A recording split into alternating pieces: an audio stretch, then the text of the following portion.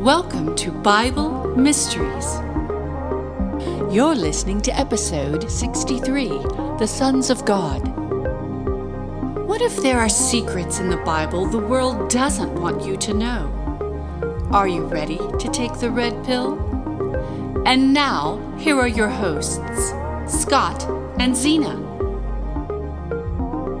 Hello, welcome once again to Bible Mysteries Podcast, the only show that asks the question, are you ready to take the red pill? How about you, Xena? I am ready and not nasally today. And not nasally. I know we both had to suffer. We haven't even had to postpone recording because I had allergy problems the other day. But we're back and hopefully fit. And Yes. The Warrior Princess is ready to roll, and so am I.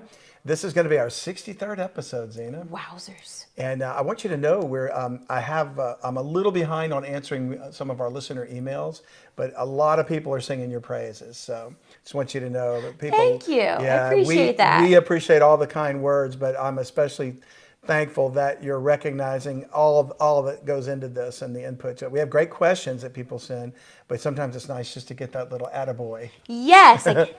There you go. So we appreciate it. I want to thank also, I'm going to give a shout out to Michael with Conflict Radio, his podcast. He's had me on it as a guest now, and we had it several times, and we had another recording that we did this past week. And he's just got a delightful audience. So I'm thankful that each time he has me, the audience is very receptive, and they're fans of our show too. Thank you. I want to give anybody that's listened to our show, and doesn't know about Michael's show, it's called Conflict Radio. It's another podcast you can tune into, and I would encourage you to subscribe to it. Okay? So, with that being said, tonight we're going to talk about the sons of God. Yes. Sons of God, that's our topic, and it's really, we kind of hinted at it at the last episode when we ended, and we hinted at it through a passage of Scripture that I think a lot of people would be shocked to know is in the Bible, the way it's written. And I'm going to start reading it. It's Psalm 82, verse 1, and it's God speaking, as we're going to see. He's speaking to some angels. Okay. Well, he says, God standeth in the congregation of the mighty.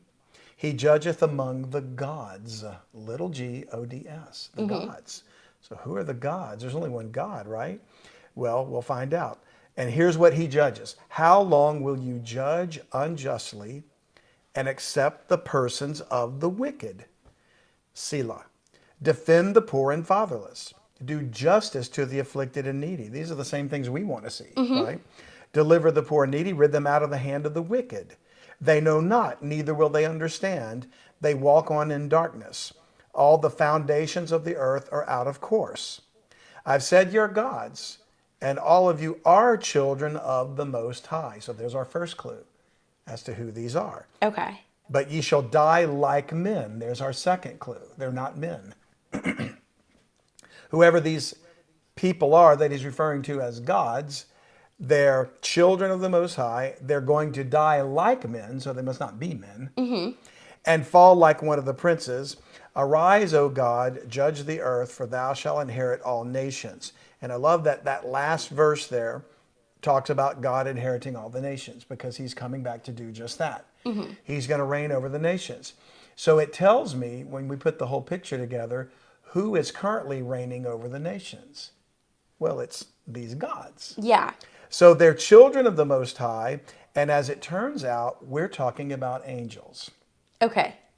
Angels are created beings, and hence every created being that God made, that was, I guess the word we would use is sentient.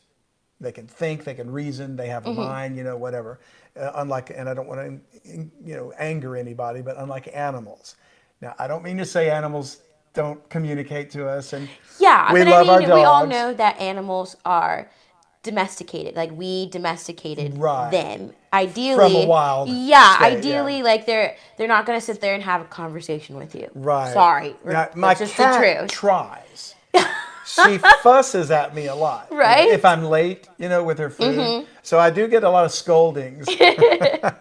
But you're right. That they're really, we've domesticated wild animals to be our pets. But in reality, animals are not sentient by definition. Yes. So we're talking about angelic beings here. Okay.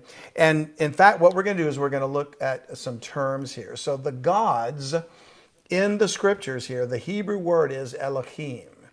And I'm probably not pronouncing it right, but that's the best I can do. A lot closer than I would have thought. Being from Louisiana, I do the best I can.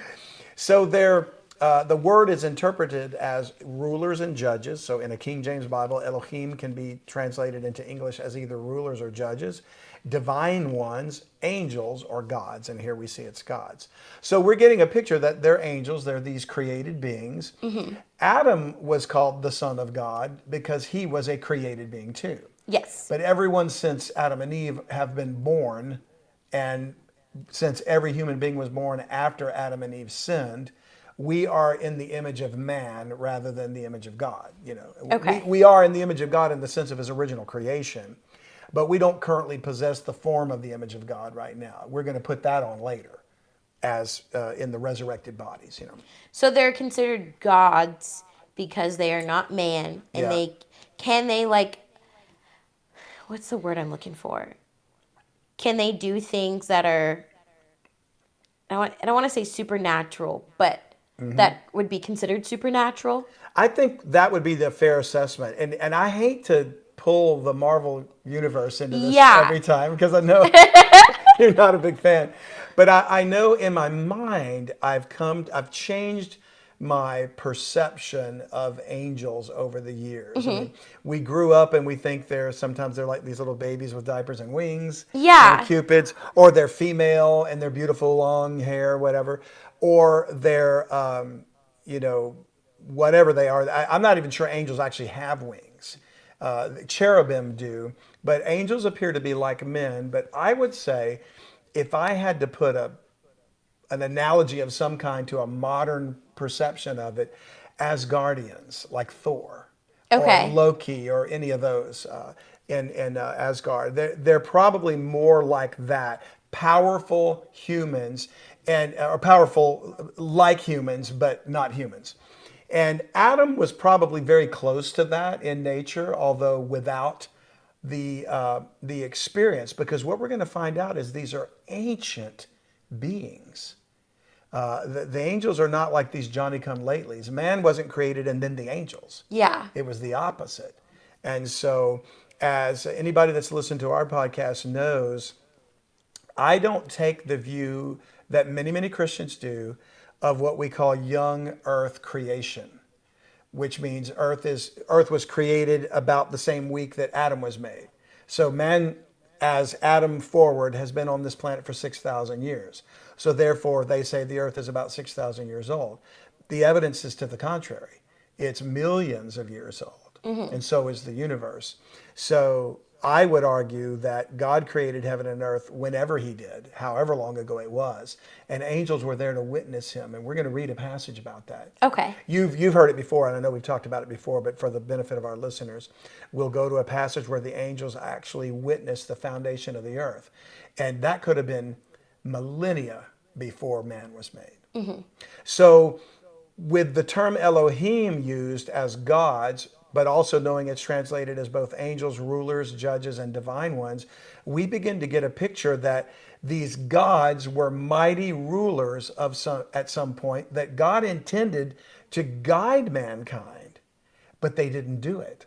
They chose to go another direction. That's true. And hence they're the fallen angels, because he's rebuking them and saying, how long will you judge unjustly? So they're unjust judges, which means they're satanic, they're rebellious gods.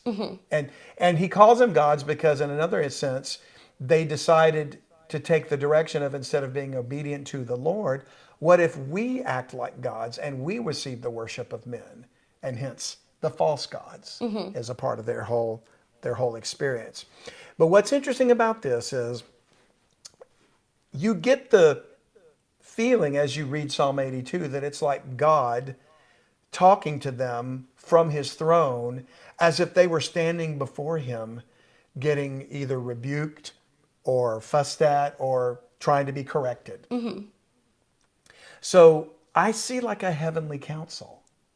And it's not the first time that's happened. We're going to look at some examples in the Bible to give some credibility to that. And to start with, we'll go to the book of Genesis. So we were talking about man versus angels, or the difference. And when God made man, and we've read this many times, but we're going to focus on another aspect of it. Verse 26 of Genesis 1. And God said, let us make man in our image. Plural. Yes. After our likeness. And let them have dominion over the fish of the sea. When we talked about this before, we were discussing the dominion of the earth given to man. But we didn't focus that much on God basically saying, I got an idea. Why don't we do this? Let's make a man. And so God created man in his own image. Then the plurality changes to singular. His, singular. In the image of God created he him, male and female created he them. So God discussed it with somebody in the plural and then created in the singular. I am God, I made man, he's in my image. But he said, let us make man in our image to start with. The indication would seem to be that he conferred with the angels and said, we're going to make man. He's going to look like y'all, but he's not going to be y'all. He probably didn't say y'all, but I say y'all. And if we go to Job chapter 1, we see more evidence for the possibility that angels participated from time to time in a godly sort of council, good or bad. Okay, I would think when he said, let us make man, he was conferring with the good angels. Because I wouldn't think Lucifer and his angels would want any part of man. No, not at all. So Job chapter 1, we read in verse 6. Now there was a day when the sons of God, the same term, Elohim, where we have an audience today. We have my dog Charlie, who loves Xena so much and he can't stand to not be near her. He's trying to figure out a way to get on the couch. You got it, Charlie. You got it. He did it. Say hello. Now it says there was a day when the sons of God came to present themselves before the Lord, and Satan came also among them. Satan was one of the sons of God because he too was a created being. And it's interesting. So sons of God is the Hebrew term Benai Elohim. Now God himself, God the creator, is Elohim too. So it's a good example of a word. Like we can do this in English too, but that in has Hebrew, multiple uses. Multiple uses. Okay. So I use this example to help people comprehend it. In English, we have the word pitch. So pitch could be a noun representing the frequency of a voice. It could be a tar-like substance that they used to put on roofs. That's true. It could be the angle of the roof, a pitch, you know. It's literally the name of the field that they play international soccer on is called a pitch, you know. And it could also be a verb like a pitcher throws a ball. It's a pitch. Or a child can pitch a fit. You know, sometimes, that's so true. Sometimes adults pitch a fit. Yes, they do. So it's the exact same spelling in the same word, but the context of the sentence will bear out which one it means. You know? If I said his singing was off pitch, we would know we're referring to the frequency and not a ball thrown at a batter. Right. So many words and many languages have the same kind of impact. You know? It's true. You got to use your context clues. You've got to use context. And that's why sometimes people will want to focus on a single Greek or Hebrew word and say, in the Greek it's this, in the Hebrew it's that. But you know what? Or it should have been translated this way. No, the context determines how it should be translated. Very true. Not just the word itself. So we now know that there was a day when the sons of God came to present themselves before the Lord. Even Satan did so. So it was perfectly normal at some point for angels to appear before God in some form of a presentation, if you will. And then we read this one before, but I'm going to read it again for the sake of the listeners that may not have heard this one yet. There was a king named Ahab, you might remember this, and he, you know, God had warned him through a prophet that he was going to die in this battle. Yes. And so he had a council about how are we going to make King Ahab go up to fight this battle so he'll die to fulfill this prophecy. And this particular prophet that's talking to him, because first he said, oh, go up, you're going to be fine, you're going to be victorious. And the king said, you never say anything good about me. And so he says, hear thou therefore the word of the Lord. This is Micaiah the prophet. I saw the Lord sitting on his throne and all the host of heaven standing by him on his right hand and on his left. And you get the picture of angels surrounding the throne, like a council. And evidently, since the sons of God came to present themselves and Satan came among them, there's the ability for these sons of God that are bad to present themselves. And the Lord said, who shall persuade Ahab that he may go up and fall at Ramoth Gilead, which was the place where the battle was supposed to be. And one said on this manner and another said on that manner. Now, it's not like God doesn't know how it's going to happen. He's God. But he's allowing them to participate in the discussion, to contribute to it. That just fascinates me. So he's asking this, and the Lord said, there came forth a spirit and stood before the Lord, verse 21, and said, I will persuade him. And the Lord said unto him, wherewith, which is like asking how. Yeah. And he said, I will go forth, and I will be a lying spirit, spirit of lies, in the mouth of all his prophets. And he said, thou shalt persuade him and prevail also. Go forth and do so. Now, this is not a friend of God.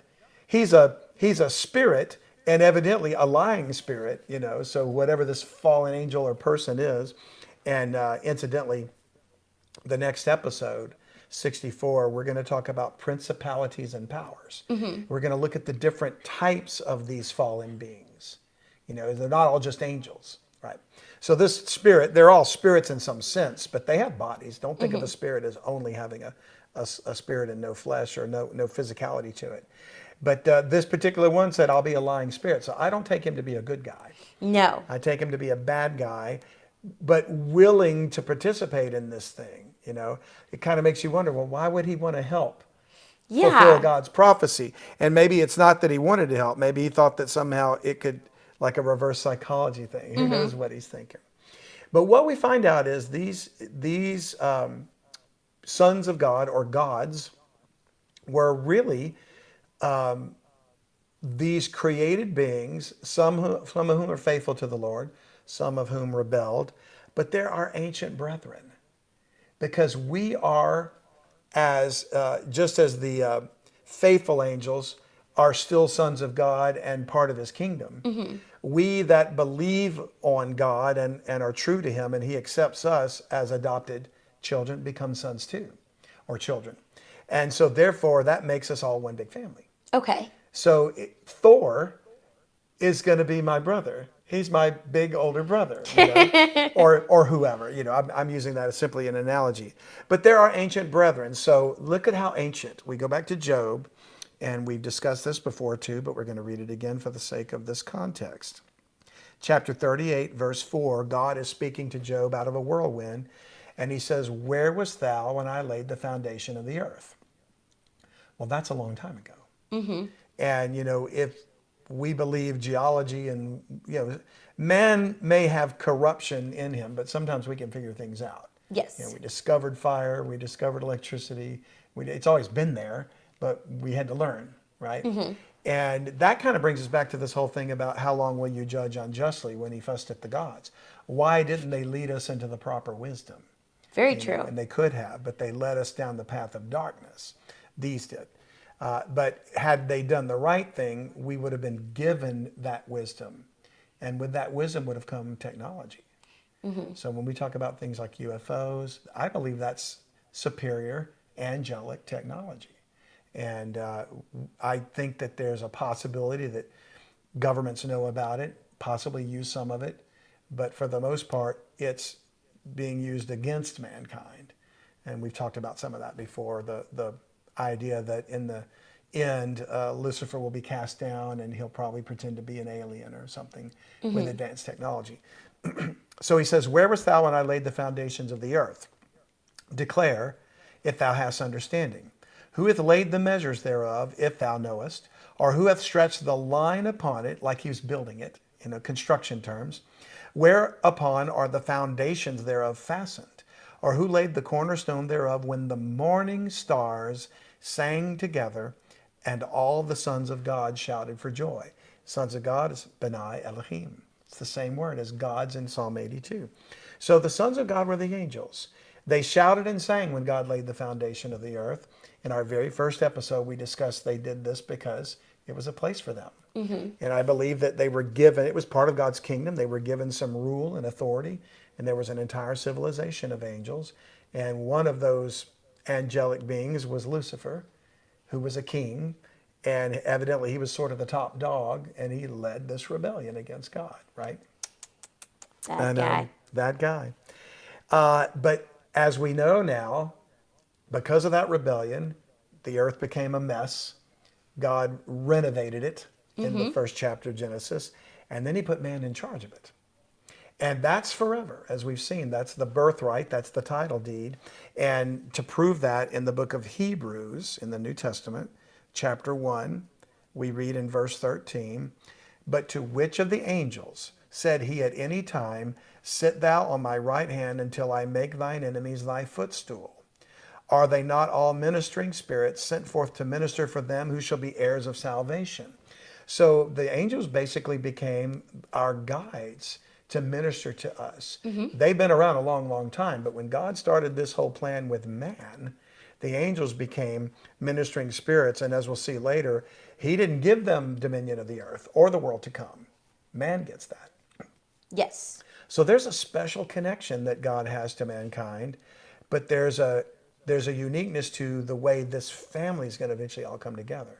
We're going to be reunited, the angels and man. And we'll be like them at some point. We'll put on a body that's like them so that we'll no longer be mortal and aging and dying of sicknesses and what have you. Okay? So that's a really fascinating thing. But back to the rebellion. So we know about Lucifer rebelling against the Lord, and he took a third of the angels with him. We don't have to go rehash all of that, but I want to go back to the book of Job, which suddenly I can't find on my screen. Oh, there it is. Chapter 4, and notice verse 18. It says, "Behold, he put no trust in his servants, and his angels he charged with folly." Folly is the same way as we would say foolishness. Okay. But it carries with it a more sinister connotation, because we think of a fool as somebody acting just like a clown or being silly. But the Bible defines a fool as, the fool has said in his heart, there is no God. So a fool is really a rebellious person, rebellion against God, seeking wickedness rather than the Lord's path. So the angels he charged with folly, and some of their folly, as we've seen, was to violate the prime directive. Now that's a Star Trek term, so I threw in another one just so the Marvel universe. I was like, huh? So in Star Trek, the prime directive is, supposedly we now travel the stars and we explore the planets. And whenever they encounter a civilization on a planet that's not yet advanced to the point of stellar travel, they're behind, like even at our level now. So they're not allowed to interact with them. They can observe, but they can't meet them and greet them and give them new technology. So that was called the prime directive. So if you were a star traveler and with Star Trek and you were on the Enterprise or you were the captain and you discover this planet and they're like about the level of the 18th century or something, or even older, you weren't allowed to go down there and just beam down and say, hey, we're here, we're the aliens, The Federation wouldn't let you do that. What? So even though that was totally fiction, I often wonder if fictional things aren't based in part in some truth. Because the Bible says there's nothing new under the sun. So could God have said, don't interfere with men to the fallen rebellious angels. Don't cross this line. And the line they crossed, as we know, was they took the daughters of men to wife. Yes. And they interbred with them. So he says he put no trust in his servants, and his angels he charged with folly. How much less in them that dwell in houses of clay? Well, that's man. We have houses of clay, flesh and blood, whose foundation is in the dust, which are crushed before the moth. So if he charged the angels with folly, which are greater in might and power and makeup than we are, how much are we, accountable for our foolishness? That's very true. Now, back to the folly, there could be more than one thing, but we know this. Genesis 6, verse 1, we always come back to this. And it came to pass when men began to multiply on the face of the earth, and daughters were born unto them, that the sons of God saw the daughters of men, that they were fair, and they took them wives of all which they chose. We've talked about this several times, but do you remember, Xena, us discussing why take wives, implying a marriage? Why she wouldn't be a wife if it wasn't a marriage. So you remember us talking about that? They were kind of like mocking what God wanted? In a sense, I think they were. They were definitely not interested in obeying him. But the very idea of, if they just wanted to really mock him or really get him angry, they could have just, I hate to be vulgar, but they could have just raped women. That's very true. So why take wives? And we touched on this once, but I don't remember if you recall where we went with that. Where did we go with that? That's a good question. I'll give you a hint. It comes back to dominion of the earth being given to man, if that rings a bell. Didn't they trade things the dads allowed the angels to take their daughters, in return they gave them knowledge, Yes. or something of that. That's right. That's right. And so an exchange was made. Yes. And remember, we talked about the end game of Satan is to transfer all the wealth of humanity into the hands of a very few, the satanic global elite, because their plan is to turn around and give the title deed to the planet. See, God gave it to man. The earth he gave to the children of men. So if a few human beings, the satanic elites, gain control of all the property, then they can turn the title over to Satan. And that's what this was. This was their attempt of doing the same thing. They took wives because it was the only way they could legally get in. If God said you're forbidden to do this, it was like, well, how can we do this? How can we mess things up? Well, we got to go through the channel. So they looked for the loopholes. And one loophole was, well, if we take them wives in exchange for the technology, like you said, for the knowledge, then they could have these children who would be part human that could lay claim to the earth. And that's exactly what happened. The giants were born. Verse 4, there were giants in the earth in those days. And also after that, when the sons of God came in unto the daughters of men, Benai Elohim, and they bare children to them. The same became mighty men which were of old, men of renown. Well, the children were the Nephilim, the giants. But because they were part human, they could dwell on the earth and hence took over. Yes. And conquered man and began to oppress him and do all those things. So in a sense, you could even say that when God said to the gods, how long will you judge unjustly? He was even referring to their children, to the Nephilim, who oppressed men and caused all the wickedness that came about. Now, fast forward to the end, Revelation chapter 12, we've talked about many times, but remember in verse 3, there appeared another wonder in heaven, and behold, a great red dragon, having 7 heads and 10 horns and 7 crowns upon his heads, and his tail drew the third part of the stars of heaven, and did cast them to the earth. Well, stars we've seen before are angels. It's another term for them. We even saw this in Job 38 when he said the morning stars sang when God created the earth. So we know that at least a third of the angels that were created are involved in the rebellion. Yes. So that's, 1/3 of the sons of God are opposed to God, opposed to mankind, and opposed to God's redemptive plan for humanity. And they're fighting against it. So they've been involved all this time in the deception of trying to convince humanity that there is no God, there is no Satan, that all of our answers lie within our own political means, and you can see where it's going. The world is becoming a mess right now. And I don't want to get into the political ramifications of that, because to me, politics is a distraction. Yes. It's division. I don't care whether you're conservative or liberal or whatever you want to divide over. Nobody is going to vote the satanic global elite out of power. Yeah. And none of our votes or no system of government is ever going to stop this from coming. So rather than fighting it from a political angle, I suggest you fight it from the spiritual angle. And we'll see in the next episode, the battle is a spiritual battle. So anyway, so the separation that took place was not only between the angels of God, but mankind too. We fell, and we know the story, but let's examine it a little more closely in Genesis 3. Rather than going back and seeing how Eve took the fruit and then Adam ate it as well. After or before they did this, it was the serpent, who is the devil, tempting Eve, and he said, yea, can you not eat of every fruit of the garden? And she said, well, we can eat of every one but the one that he told us not to. She said, in the day we eat it, we shall die. And his response was, the serpent said unto the woman, verse 4, ye shall not surely die, which was a lie. For God doth know that in the day ye eat thereof, then your eyes shall be opened, and ye shall be as gods. Yes. Knowing good and evil. So that's the thing right there. The gods must have been something she could see.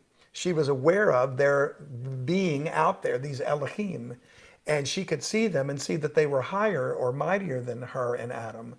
And so, hey, why not? Instead of waiting on the Lord to teach us the right path, we'll just jump over all the lessons and graduate, right? Bad idea. It was a very bad idea. And, if you've ever heard the story of, it's called Pandora's Box. Yes. Remember that?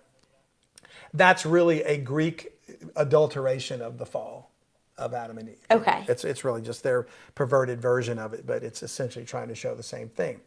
Now, interestingly enough, if you go on in that same chapter to verse 22, Genesis 3:22, the Lord God said, behold, the man is become as one of us.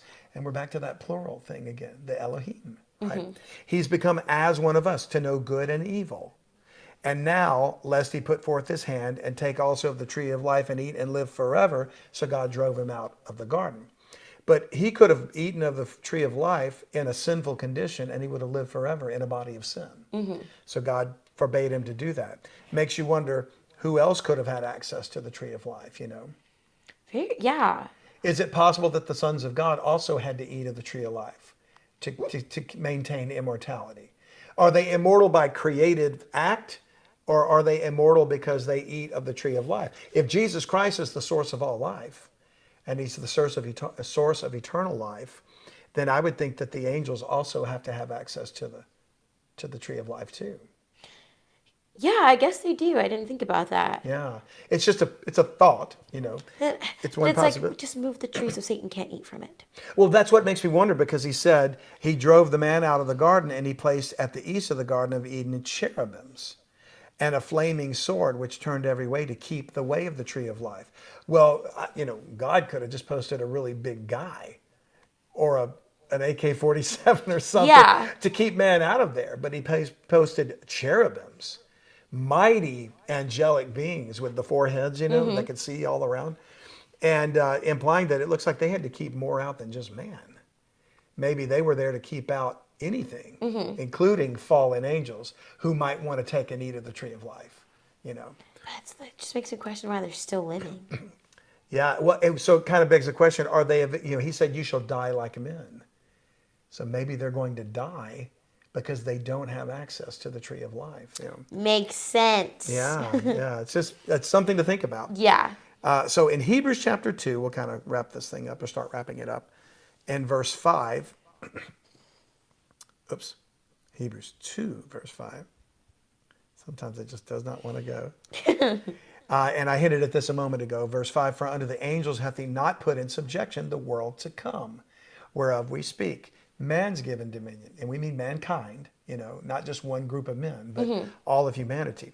Now, we're going to receive the world to come as saved individuals, but it still means mankind. So he didn't put angels in subjection to the world to come. So these fallen angels want this planet. The sons of God that were faithful to the Lord, they're content to let God handle it his way. If God put man over the dominion of the earth in the world to come, then the angels are content with that. Because they figure, well, he's either got something else for us to do or something better or whatever. But Satan wants back what he had. He wants to regain his thrones. And all these angels apparently were part of that system. And they had their reign too. Verse 6 says, but one in a certain place testified, saying, what is man that thou art mindful of him? Or the son of man that thou visitest him? So man and the son of man as distinguished between the sons of God. Thou madest him, man, a little lower than the angels. So we're lower. I think that means in power and might, and abilities. Like you said, not to use the word supernatural, but comparatively speaking. Yes. It's supernatural. I suspect to them it's natural. But to us, it's supernatural. Yeah, to us it is supernatural. And they're part of the natural realm, but it's just a part of the realm that we can't see right now. So to us it appears, supernatural or magical or whatever you want to call it. Thou didst crown him with glory and honor. Crown, it's hard to say, crowned. That's CROWNEDST. Instead of thou crowned him, thou crownedst him. That's Old English there, folks. But they crowned man with glory and honor and did set him over the works of thy hands. So there's that dominion. God doesn't rescind that because of the sin. The sin of Adam and Eve didn't cause man to relinquish the dominion of the earth. Therefore, the sons of God that are in rebellion were trying to work through him. Hence, human proxies, the satanic global elite. For in that he put all in subjection under him, he left nothing that is not put under him. Everything God made on this planet is under man's dominion, but now we see not yet all things put under him, which implies that somebody else is fighting for control of it. Yep. Man doesn't have all control of it. Remember when we read about the kingdom of heaven suffered violence and the violent take it by force in our 2 episodes about the kingdom of heaven? The kingdom of heaven includes the earth. And that's what Satan's after. But we see Jesus, who was made a little lower than the angels for the suffering of death. He became a man. Yes. Crowned with glory and honor. Now, see, that time it was crowned. I didn't have to have the ST. That he, by the grace of God, should taste death for every man. So clearly, Christ had to be born a man in order to die, because he's God and man, so that he could die for mankind. But another thing we talked about, too, in the past is that he used the same, I don't want to use the term loophole because it's God, but he used the same legal means to be able to claim title to the earth. Jesus Christ is all God, but he's all man. And man was given dominion. So while Satan tried to do it through an artificial means, God did it through a perfect plan. Ooh. So if we're willing to wait, it's worth the wait. Yes. Because we're going to go home. Someday the earth is going to be restored. And like I said, we're going to be reunited with our family. So let's look at that in Luke chapter 15. We always want to try to end on a positive note because there's a lot of negative that took place in the past. And we want to see where it's all headed. Very true. So Jesus speaks a parable. And I read a book, and I'm going to give the author's name, Timothy Alberino. The book is Birthright. A shout out to my brother John, who told me about that book, because he also told me about Ryan Peterson's book, The Judgment of the Nephilim. He's an avid reader, so I praise God for him. But in the book Birthright, Timothy Alberino expands the idea of the angels being an elder race. They're a race of beings, but they're not humans, and yet they're our brethren. And so he says there's going to be a reuniting of the family, and he ties it into the parable of the prodigal son. Have you ever heard that term, prodigal son? No. It is, he left and he returned. Prodigal means like he ran away, but he came back. But you might know the story when we start to read it, because in your own upbringing, you may have heard the story taught. And you'll go, oh, wait, that sounds familiar, you know. Okay. So he spake a parable unto them, saying, what man of you, having 100 sheep, if he lose one of them, doth not leave the 99 and go in the wilderness, and go after that which is lost until he find it? That would be a good shepherd, obviously. You know, you got 100 flock of sheep. Even if you lose one little sheep, you're going to go after to find her, to get her home safe. And when he hath found it, he layeth it on his shoulders, rejoicing. And when he cometh home, he calleth together his friends and neighbors, saying unto them, rejoice with me, for I found my sheep which was lost. What care of animals, you know, that's so sweet. But he's likening it unto God loving us, see. I say unto you that likewise joy shall be in heaven over one sinner that repenteth, more than over 99 just persons which need no repentance. So joy in heaven, who's doing the rejoicing? If a sinner, a human, repents and gets saved, who's rejoicing in heaven? God. God and who? His angels. Our brethren. What are they rejoicing over? Hey, my little sister Xena, she's going to be okay. You know, she's back. So they're looking at us with care and concern, like you would care about your little brother. You know? He says, either what woman having 10 pieces of silver, if she lose one piece, doth not light a candle and sweep the house and seek diligently till she find it? And when she hath found it, she called her friends and her neighbors together, saying, rejoice with me, for I have found the piece which I had lost. Likewise, I say unto you, there is joy in the presence of the angels of God over one sinner that repenteth. Now that's pretty cool. Yeah. I joke with my wife because it says here, if a woman loses a piece of silver, she'll sweep the house till she finds it. I apply that to Legos.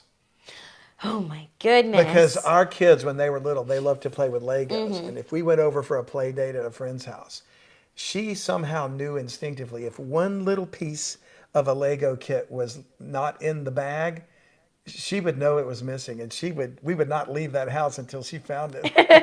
If it was like a little Lego Star Wars kit, there was a little Jedi sword or something like that, or a little workman had a helmet on the Lego head. She's like, no, we've got to find it. She would sweep the house clean till she found it, and when she found it, she was one happy mama. I'll tell you that. So these two parables here are in reference to angels rejoicing over a sinner that repents, like the sheep found, like the silver found. But then in the very next verse, he says, a certain man had 2 sons. And he doesn't say this is a parable, even though it might be, but it could also be true and a picture of things, because in the Bible, things are types. And he said, a certain man had 2 sons, and the younger of them said to his father, Father, give me the portion of goods that falleth to me. In other words, my inheritance. 2 brothers, the young one says, give me my money. And he divided unto them his living. And not many days after, the younger son gathered all together and took his journey into a far country, and there wasted his substance with riotous living. So he blew it. A fool and his money is soon parted. Thought he won the lottery. The next thing you know, he blows it all. And when he had spent all, there arose a mighty famine in the land, and he began to be in want. He was hungry, he had no food and no money.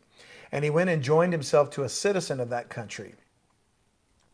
And he sent him into his fields to feed swine. He became a pig herder.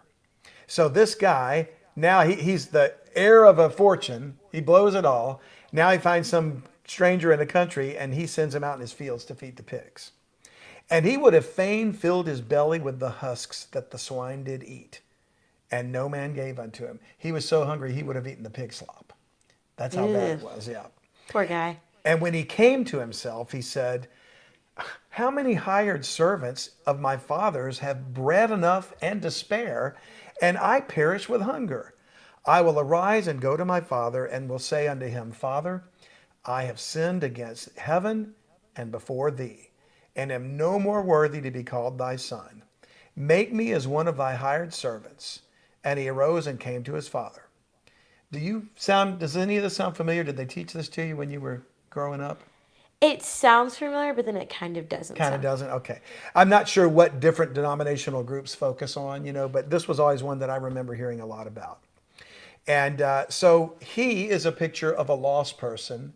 God is the Father, and he goes away and he blows it all in sin. He becomes a part of the world. The man that sends him to feed the swine is basically Satan, and he's starving to death, spiritually hungry. So he goes back to the Father, and that's a picture of repentance, a picture of turning back. He arose and came to his father, but when he was yet a great way off, his father saw him and had compassion, and ran and fell on his neck and kissed him. And the son said unto him, Father, I've sinned against heaven and in thy sight, and am no more worthy to be called thy son. But the father said to his servants, Bring forth the best robe, and put it on him, and put a ring on his hand, and shoes on his feet. And bring hither the fatted calf, and kill it, and let us eat and be merry. In other words, we're going to have a feast. We're going to have a party. For this my son was dead, and is alive again. He was lost, and is found. And they began to be merry. Now, that would seem to be the end of the story. Yeah. It ended well, happy ending. Everybody's back reunited. The man got saved. He's back to the Lord. But now his elder son was in the field. Now, this is the older brother. What's he doing in the field? He never left, right? He didn't ask for the inheritance. He didn't go out and blow it all. But he's the older brother. The elder son was in the field, and as he came and drew near to the house, he heard music and dancing. He was out in the field doing his job. He stayed working on the dad's ranch or whatever. And he said unto him, he called one of the servants and asked what these things mean. What is this music and merry? And he said unto him, Thy brother is come, and thy father hath killed the fatted calf, because he hath received him safe and sound. And he was angry. The older brother, he was angry and would not go in. Therefore came his father out and entreated him. And he answering said to his father, Lo, these many years do I serve thee, neither transgressed I at any time thy commandment, and yet thou never gavest me a kid, which is a baby goat, a calf, that I might make merry with my friends. But as soon as this thy son was come, which hath devoured thy living with harlots, that's where he blew all his money, prostitutes, Thou hast killed for him the fatted calf. In other words, I don't understand this, Dad. I was faithful. I never left you. I've served you all these years. Didn't do anything wrong. Little brother goes and he blows it on whores, and he comes back starving to death, and you throw him a party. So you can understand his indignation. Yeah, it's quite confusing. And the father said unto him, Son, thou art ever with me, and all that I have is thine. It was meet or proper that we should make merry and be glad, for this thy brother was dead and is alive again, and was lost and is found. Well, that's all fine and good, but in the type of the story, if the younger brother represents the man that runs away from God and is lost, who does the elder brother represent? The man that stays and is faithful. That's right. And in the book by Timothy Alberino, he mentions it's the angels. The faithful angels are our elder brothers. They never left. The ones that rebelled, they're going to end up in hell. But the ones that were faithful, and it's not to say that they're angry at man, because we've already read that they rejoice in heaven over one sinner that repents.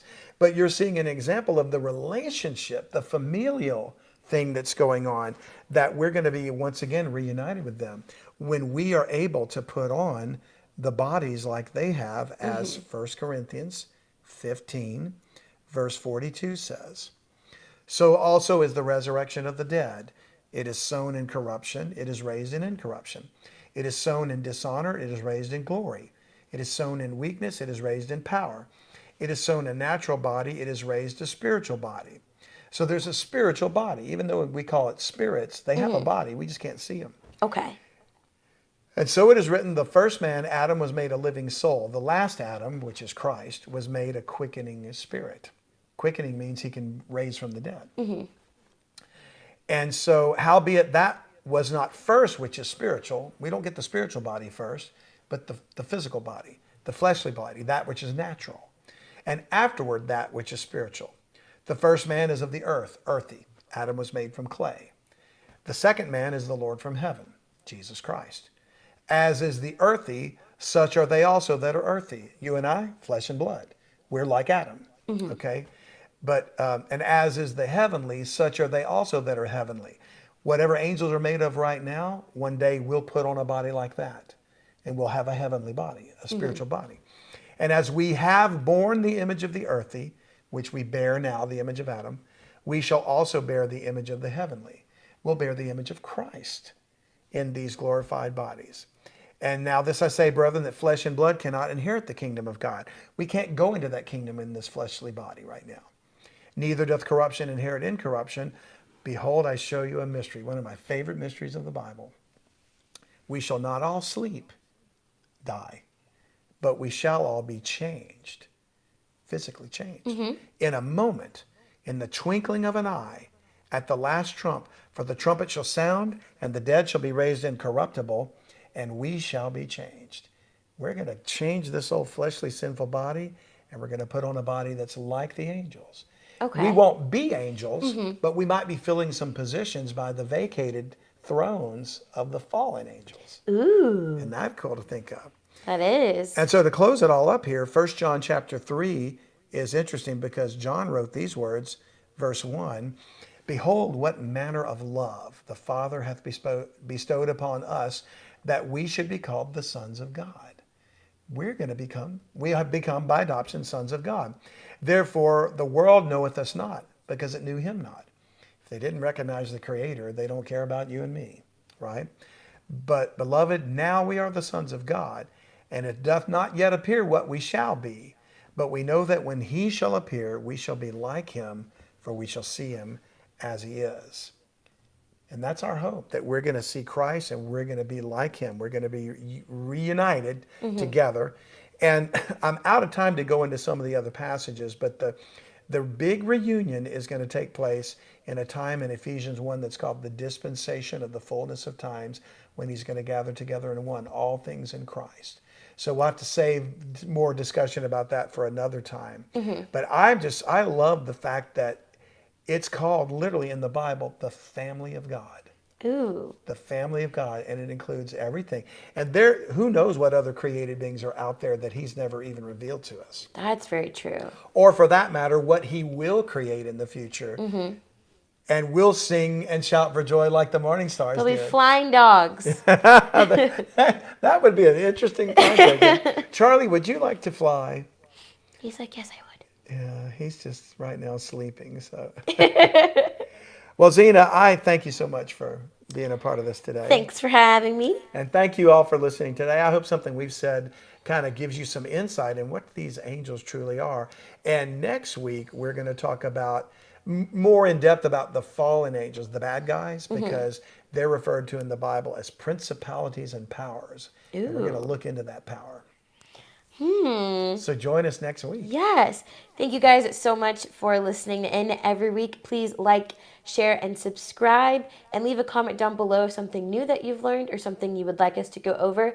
One question I have for you guys is, what do you think the fallen angels do?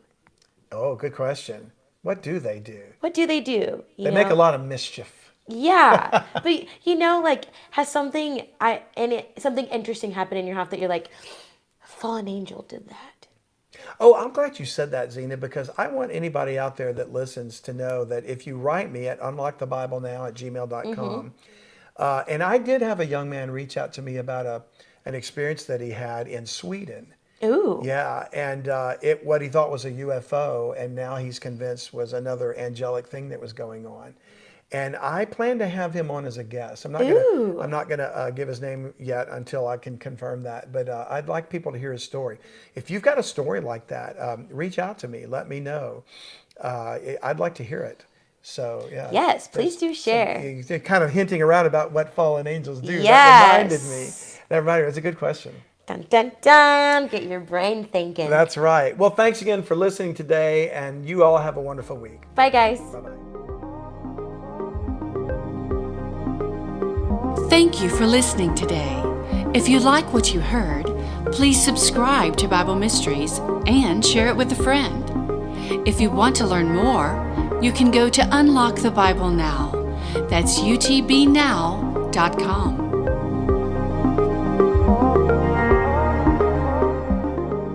I'm Xena with Bible Mysteries. If you're enjoying the podcast and YouTube videos, please consider making a donation to support us. Your tax-deductible donations can be made through Unlock the Bible Now at utbnow.com. Thank you for your support.